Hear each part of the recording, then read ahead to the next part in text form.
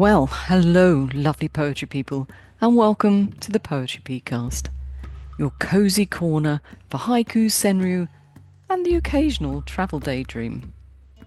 I'm your host, Patricia, and if you're a regular, you might think you've tuned in to a travel show today because we're off to Borneo, and not for the first time. But don't pack your suitcase just yet. You won't need sun cream, unless, of course, you're a very dedicated method poet.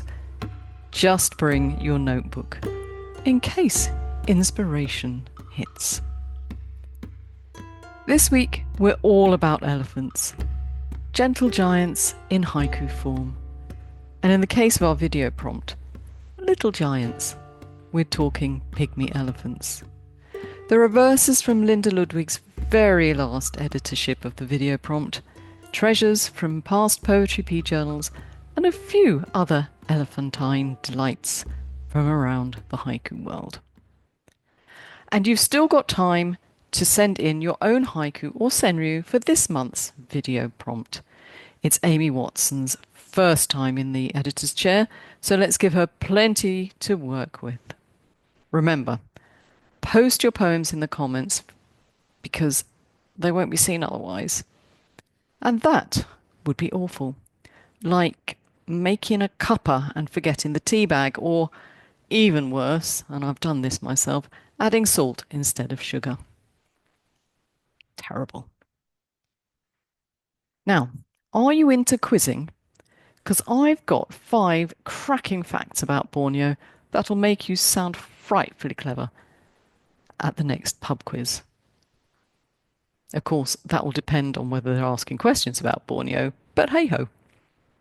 So anyway, the world's largest flower, the Rafflesia, I hope that's how it's pronounced, is found in Borneo and is known as the corpse flower due to the pongy nature of its smell.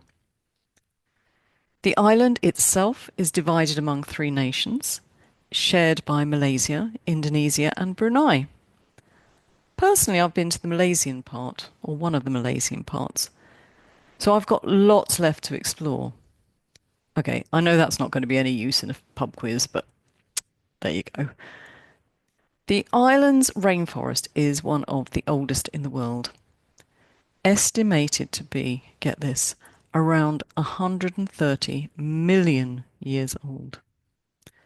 And of course, it's known to be the home of orangutans. One of the only 2 places in the world where they live in the wild.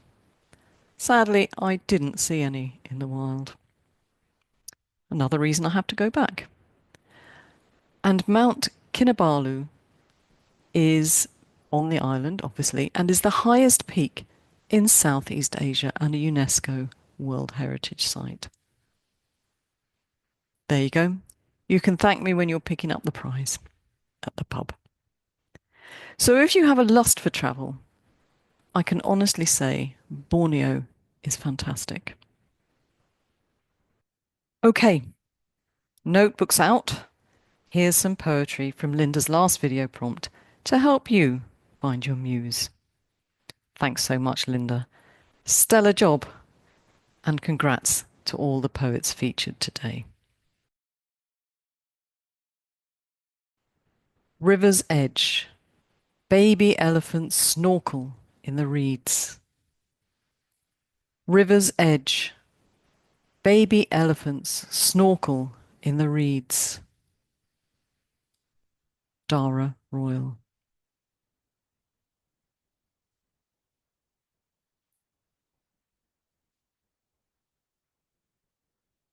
Elephants in the green, echoes of water. Elephants in the green, echoes of water. Sarah Cavallo. The old elephant nudges his slumbering mate. Bath on the riverbank. The old elephant nudges his slumbering mate. Bath on the riverbank. Anne Curran. Elephants at play, making memories they won't forget. Elephants at play, making memories they won't forget. Jennifer L. Blank.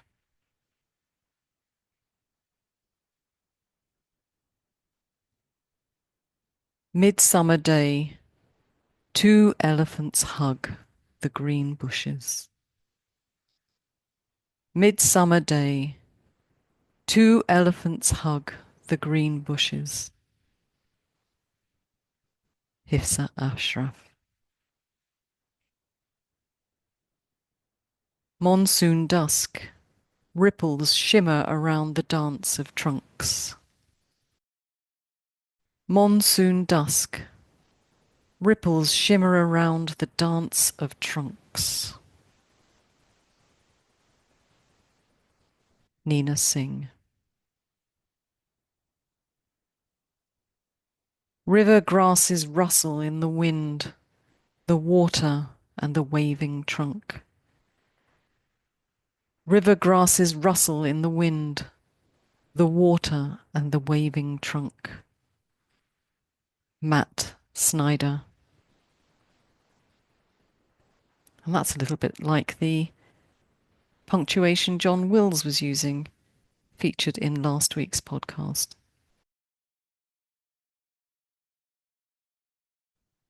Worn out by summer, no place to hide from the heat. Cold river flows by. Worn out by summer, no place to hide from the heat. Cold river flows by. Ian Richardson. In the water, splashing together, a summer river flows. In the water, splashing together, a summer river flows. Rupa Anand.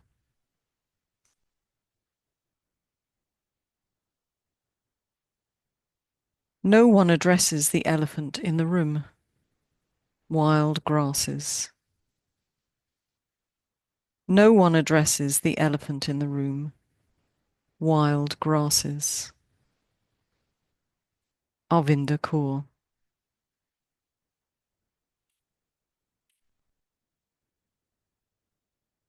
Swish, plunk, bubble, splash. Riverside water play. Elephants. Swish, plunk, bubble, splash. Riverside water play. Elephants. K. Schwartz. With grunts of contentment, finding a favourite waterhole. With grunts of contentment, finding a favourite waterhole. Kim Clue. And finally in this section, a poem from this month's video prompt editor, Amy Watson. If you haven't put your poem in the comments section of this month's video, please do. Let's show Amy what we're made of. Heat shimmer. The river bending around an elephant. Heat shimmer. The river bending around an elephant. Amy Watson.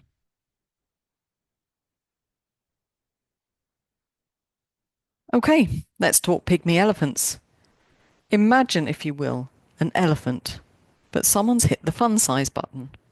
They're smaller than their African cousins, but still rather large, between 8 and 9.8 feet apparently. These elephants, these Borneo pygmy elephants, have been isolated on the island for approximately 300,000 years. And because of that, they've developed some unique genetic traits. For example, they've got really long tails, sometimes brushing the floor, and baby-like faces. And where they have got tusks, they're straighter than you might expect. Sadly, they're endangered. Their populations threatened by habitat loss, fragmentation of the herds, and poaching, of course. So they need all the help they can get to survive. But let's not forget their bigger cousins. I have a few poems about them. Zoo elephant. Does he dream also of distant savannas? Zoo elephant. Does he dream also of distant savannas? Deborah A. Bennett, from the Poetry Pea Journal 2/23. Jungle safari. The sun rides on an elephant. Jungle safari. The sun rides on an elephant. Lakshmi Iyer, from the Poetry Pea Journal 2/23.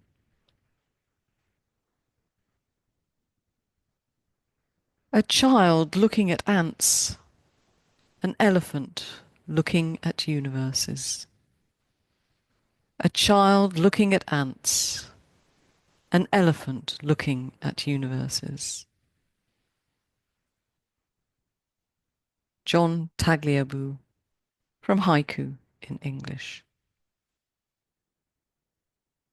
Savannah Crossroad. Jeep tracks through elephant dung.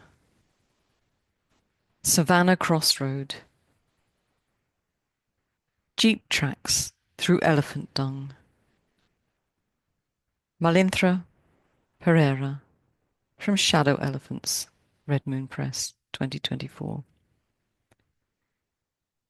Now, to finish up, I want to read you just a few more short form poems about Borneo.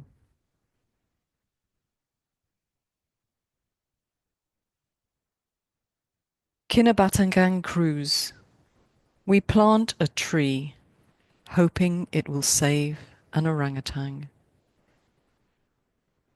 Kinabatangan Cruise.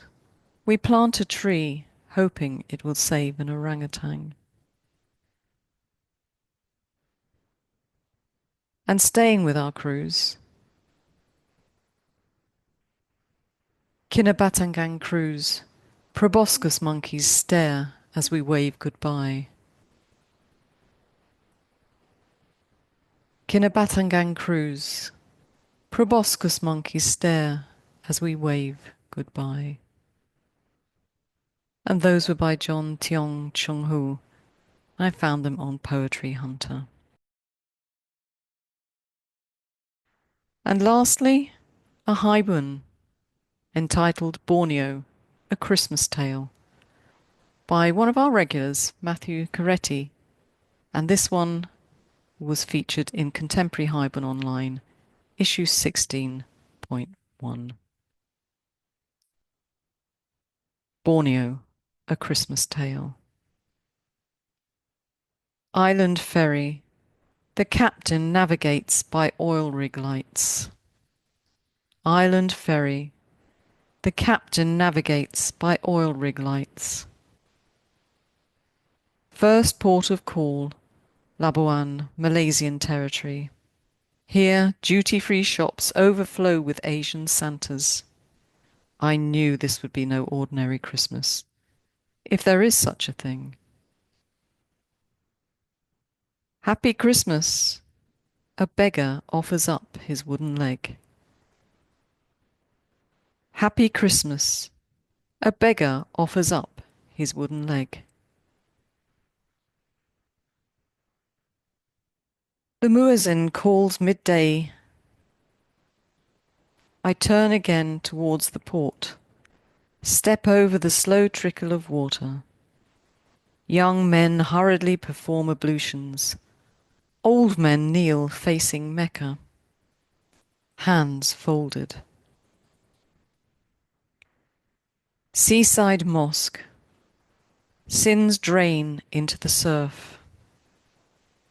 Seaside mosque, sins drain into the surf. Coffee shops hum soft Christmas carols, some semblance of the familiar.